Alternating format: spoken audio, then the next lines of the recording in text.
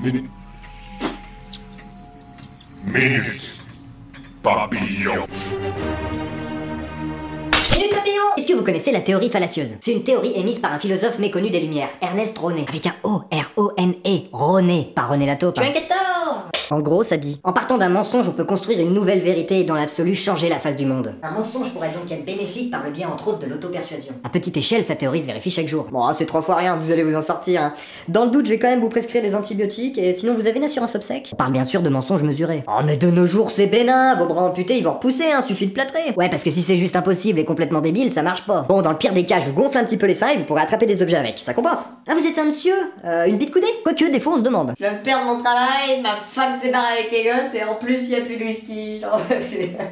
Lyon, vous allez passer une bonne journée, cool. Mais ce qui intéressait vraiment René n'était pas la mise en pratique de sa théorie dans un microcosme, mais bien son application à l'échelle mondiale. Il a donc porté son étude sur ceux qu'il a désignés comme les précurseurs. Si je dis que je parle au nom de Dieu, ça devrait faciliter les mouvements de foule, non? Et oui, les prophètes sont en fait d'excellents philosophes, ayant estampillé leur philosophie d'un sceau parole divine. Si je dis que je suis le fils de Dieu, ça va être chaud de me contredire, et hop, on retouche pas mon père. Les religions ne sont que vérité et bonté œuvrant pour un monde meilleur, mais on a le droit d'entrevoir la possibilité que tout repose sur un mensonge. Si je dis qu'on peut pas me représenter, ils vont galérer à se foutre de ma gueule. Un mensonge habilement transformé en vérité pour changer la face du monde. Si je dis que j'ai eu des visions de Dieu, de Jésus, de Moïse, de l'ange Moroni, et même que l'ange Moroni m'a dit qu'il y avait des plaques en or cachées sur la colline là à côté de chez moi, celle qu'on voit de ma chambre, j'habite dans l'état de New York, mais que dessus c'est écrit en égyptien parce que les Amérindiens, attention tiens-toi bien, sont les descendants de tribus perdues d'Israël, des gens égarés. C'est tellement gros et impossible que personne n'osera dire que j'ai tout inventé. Mais je suis jamais venu te voir, mais qu'est-ce qu'il raconte? J'en aurais perdu dans le désert et il serait devenu peau rouge aux States.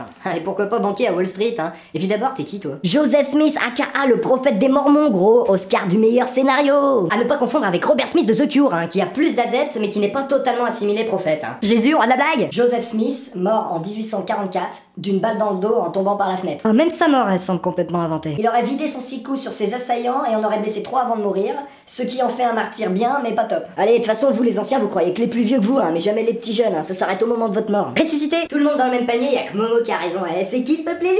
J'étais pas super démocratique non plus. Hein. Moi, personnellement, Jésus, je le crois, mais le coup du fils de Dieu...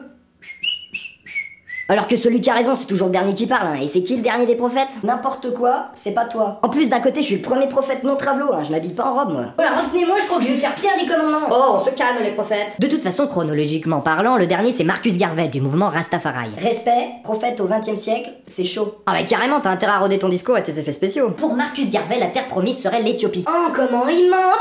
Perso, je suis assez pour, hein. Ça risque de moins se bousculer au portillon. La vérité a été trafiquée, Moïse. On portait tous les deux des dreadlocks, même que moi je les fumais. La question se pose, le message n'est-il pas plus important que le moyen de le propager? Si jamais Jésus n'était pas le fils de Dieu, est-ce vraiment important face à son aimez-vous les uns les autres? Peace and love. Ah, malheureusement, tout le monde n'y a pas adhéré, hein. Car le plus gros problème de la religion, bah, c'est qu'il y en a plusieurs, hein. Et que prophète ou non, il y a beaucoup trop de monde qui se permet de parler en leur nom. J'ai effectivement changé la face du monde, même Voltaire l'a dit.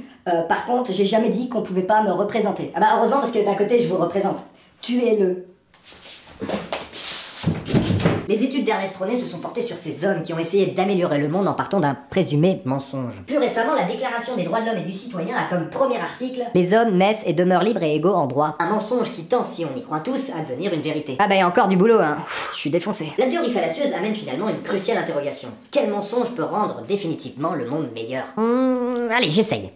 Les religions et les communautés n'ont jamais existé. Oh my god. Oh my dad, je suis grave chez père, j'ai l'impression de m'évaporer. Tous les prétextes au conflit disparaissent, laissant place à la véritable raison des maux de ce monde, la soif de pouvoir. Qui une fois dévêtue de son camouflage peut facilement être identifiée, et donc plus facilement être combattue. Enfin, c'est une solution parmi tant d'autres, hein, vous avez peut-être mieux. Ça défonce les cheveux de Jésus. J'ai la solution pour changer la face du monde. La terre est ronde, certes, mais plate, et à 2 côtés, un petit peu comme une grosse pièce. J'ai changé la face du monde. L'incarnation de Jésus, roi de la blague. À chercher cet ultime mensonge pour servir cette théorie, on en oublie que c'est cette théorie elle-même qui est le véritable mensonge. En partant d'un mensonge, on peut construire une nouvelle vérité et dans l'absolu changer la face du monde. Bah c'est totalement faux, et pourtant si on y croit vraiment, ça peut devenir une vérité. Et c'est sûrement ce que Ernest René voulait prouver avec sa théorie. Au détail près que cette théorie est de moi et que René n'a jamais existé.